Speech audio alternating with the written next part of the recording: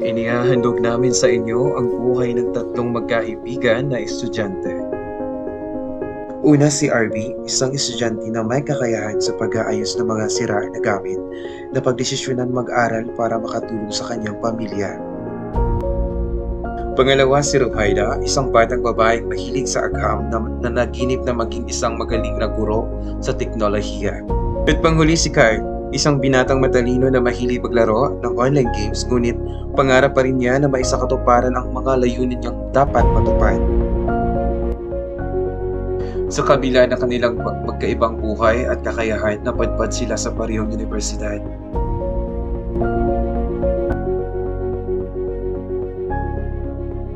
Magkaiba man ang estado ng buhay, ngunit iisa ang layunin kundi ang maging matagumpay sa kanilang mga buhay.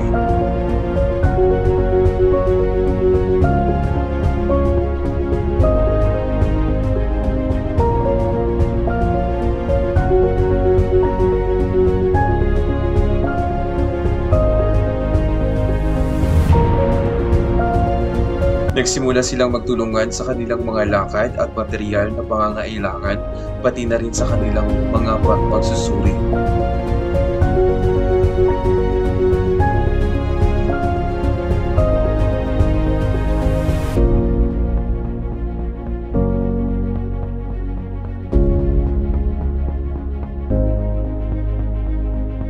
So guys, tomorrow na yung ating final para sa presentation.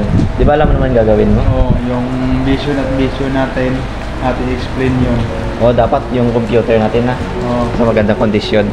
At ikaw naman, Ruhaida, di ba dito ka sa service? Oo. O sige, good luck sa atin para bukas.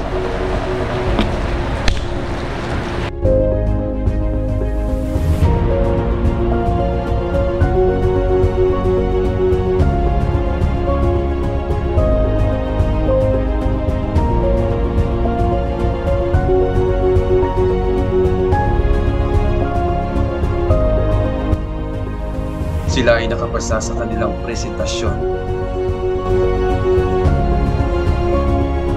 Ang pag-asa ay matatagpuan sa pagtutulungan upang matagumpayan at makamit ang tagumpay.